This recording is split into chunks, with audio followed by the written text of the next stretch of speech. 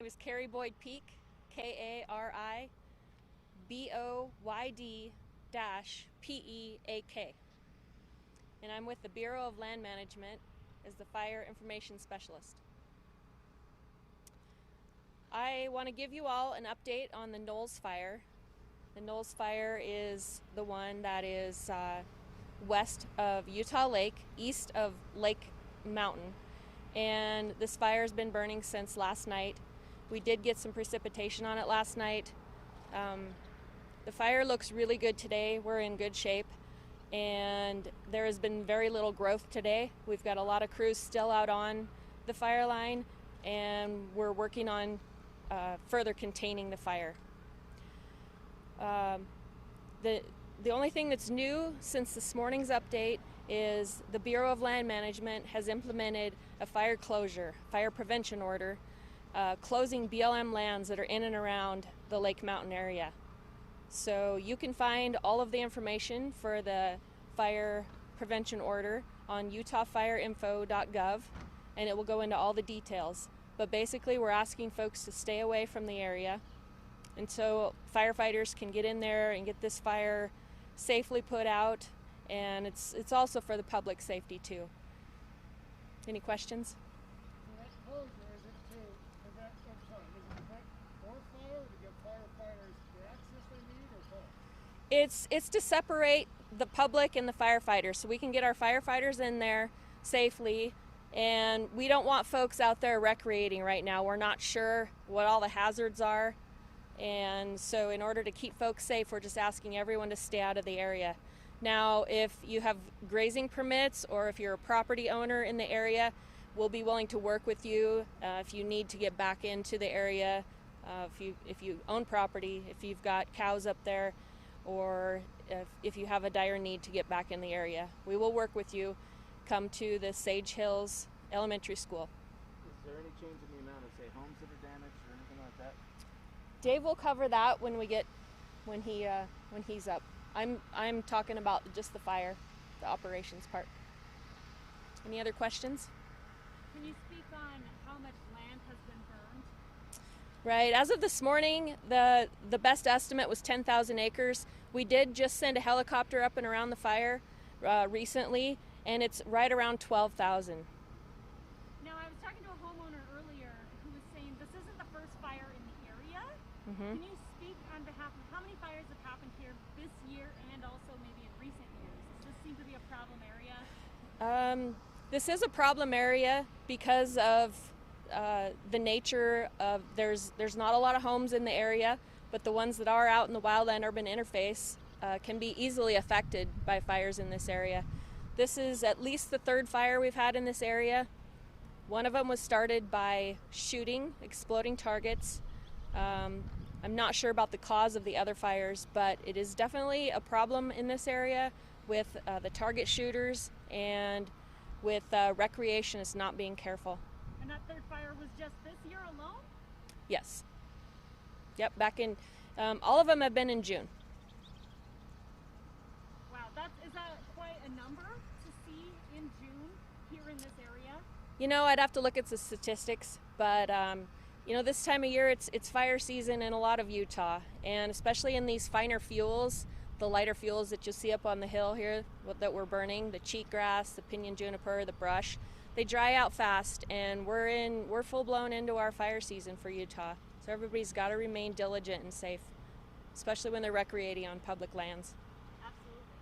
Does the fire prevention order only pertain to BLM land in this area? What about any other state land here on Lake Mountain? Well, I can speak for the Bureau of Land Management, and we're just shutting down our portion so that we can keep folks in there safe. Any more? I'm sorry. Last was 25% contained, is that still correct? Right, we don't have an updated containment as of right now, so we're still at 25% containment. Any more information on what caused the fire or that investigation? That investigation is still ongoing. Anything else fire operationally? How many firefighters do you have up there? We've got about 200 firefighters, both on the fire and down here at the camp, working on to support the incident. And I know we can do you guys can do use aerial resources because of the winds yesterday? Are you able to use them today? We are able to use air resources today. Like I mentioned earlier, we're able to map the fire, and we're also using helicopters to do some bucket work. So they'll have the long lines and the buckets at the bottom, using water to dump on the hot spots on the fire. And those firefighters, back to that question, are they from surrounding agencies or? Right, we've got folks here from a lot of different agencies. A lot of cooperators really came together for this effort. Forest Service, Park Service, BLM, the state of Utah, all of the city and counties in the local area have brought their trucks in. Anything that we've ordered, we've been able to get for resources. So it's been a great unified effort, and we're really proud of our fire crews to come together and in a time like this. Now, are there any concerns in the coming days? You know, it appears that the fire seems a little more contained closer to these homes. What are your concerns in the coming days? There's always concerns until a fire is called controlled. So we will be on this fire for several more days. And even as we wind down, we'll still have folks monitoring it and make sure that, you know, there's no areas that are still hot. If it dries out and gets windy again, you know, all it takes is one spark. So, you know, we have to make sure this is dead out so this doesn't rekindle. You mentioned the hot spots a moment ago. So is there still unburnt fuel in the interior of the fire that you're trying to address? Right, so a fire rarely burns everything within its perimeter, and so it burns in sort of a mosaic effect. And what that does is it leaves pockets of unburned fuel, and those can rekindle or torch up at any time. Firefighters will be monitoring those, as well as the perimeter. The perimeter will be their main focus, and then they'll move interior. Okay, so sorry, say that one last time. The firefighters will focus on the perimeter, so the growth, the acreage growth is, you know, stays low, and then as they get the perimeter wrapped up, they will move into the interior hot spots. One more question.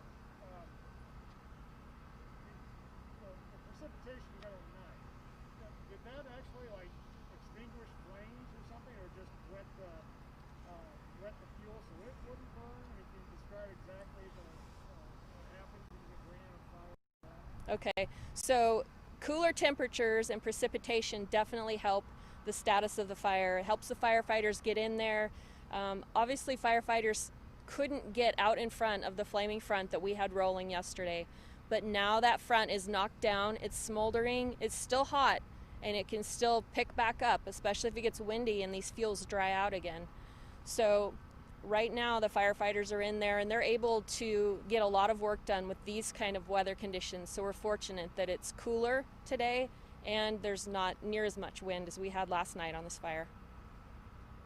Are there still flame fronts somewhere right now? There's pockets. It's not a flaming front like it was yesterday, but it's still dangerous around the perimeter. We ready for this is Dave Johnson.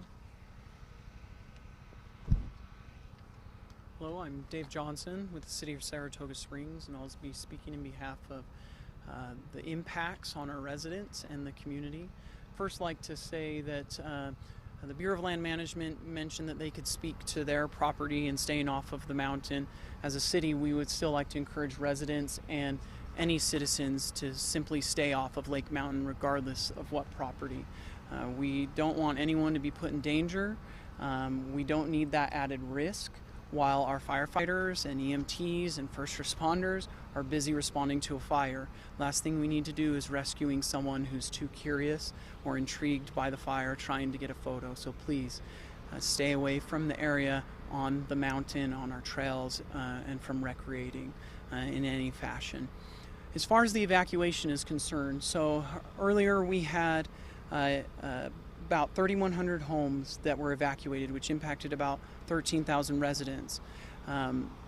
What that did was we eventually moved that to where about 1,800 homes were allowed to return and 1,300 homes were still under evacuation, not able to return home. Now, as of 12:30 this afternoon, all residents, all 3,100 homes can return home under a yellow status. The yellow status simply means that they are still under warning of potential evacuation again. And what that means is, as the BLM described, because of the mosaic pattern in which these fires burn, if the fires flare up, if the weather changes, we want people to still be on their guard and aware that they may have to evacuate again. But at this time, everything looks good. So to further that, as people are coming home and trying to return to their homes, we ask all other residents, all other citizens, please stay out of the area. Let people get to their homes. Don't bog down our roads. I know there's curiosity. I know there's intrigue.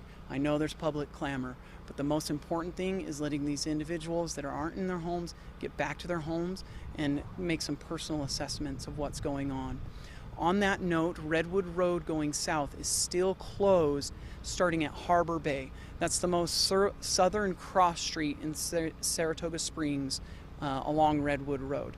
So all residents will still be able to get to their homes, but anyone traveling south should know that the Redwood Road is closed and should be staying out of the area, quite frankly, anyways.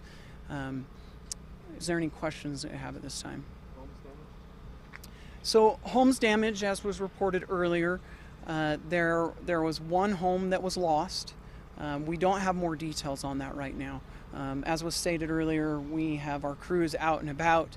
I'm not sure if the homeowners have been contacted yet. From what I can recall, there were 12 homes that sustained some sort of minor damage, 9 homes with some sort of property damage, 1 shed that was lost. And so damage, a lot of the damage that you see, there are 18 homes with fences lost. So a lot of damage that you see was residual heat coming off of the fires, melting siding, for example, melting maybe playground equipment in the yards, things like that of what you might see. So all homes have their power back on. Rocky Mountain Power let us know that all homes have their power back on. Rocky Mountain Power, a few miles south of the city, is still managing some transmission lines that are across the road that they're trying to get up and running. So that's part of why Redwood Road is still closed, going south and going north, starting from a few miles south of the city. There will not be any access allowed. So if you had plans to go on Redwood Road, SR 70, I'm spacing, 68, sorry. Redwood Road SR 68 is, it's completely closed. So if you had plans going north or south, please make other plans to drive in a different direction. Any other questions on homes or residents? Okay. All right. Thank you all. Just please, reminder to all of our residents to please stay safe. And if you find any issues or hazards or anything, which there should not be, please contact the authorities. And thank you all for your patience.